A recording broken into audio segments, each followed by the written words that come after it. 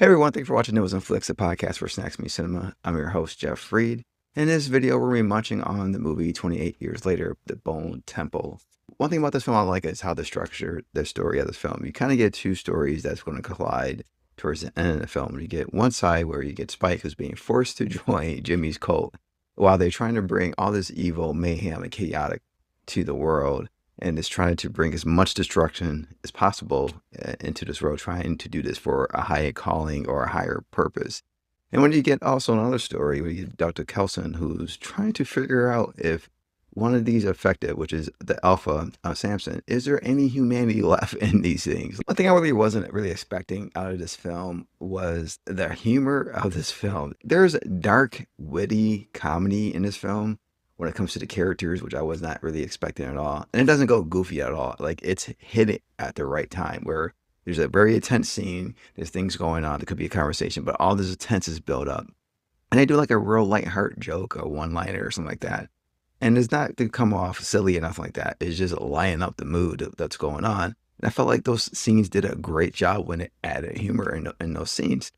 The performances in this film are absolutely incredible. Ralph Fiennes is just amazing in this film, as always, but he's able to show his range and just let everybody know why he is one of the best actors in the industry. He's able to show Dr. Kelson's charm just like he did in the previous film, but we get a lot of his backstory and why he is where he's at, and also understanding how he is coping with this falling broken world.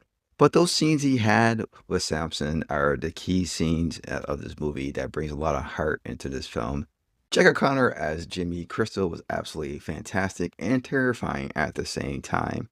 Just the way that we see how he portrays his character is very insane. We don't even know he believes what he believes in, but he is full gun-ho of trying to spread his mission out into the world, no matter how disastrous and despicable it really is. And out there, he does these things with his cult where it's just like, my goodness, this is absolutely horrible if this ever happened, if people just lost all hope of life and humanity. And finally, the end of the film is probably like the last 20 to 25 minutes. It just feels absolutely epic what they actually did. When you're having these two stories and they finally collide towards the end, it just makes a perfect ending for this film, and it just felt so epic. And the things they were doing, Ray Fiennes goes absolutely in. Jack O'Connell was absolutely amazing. It's just one of those scenes you just could not just look away, and you just has you the edge of your seat. The snack rating of this film is 5 out of 5 snacks, and that's because overall I absolutely love this film.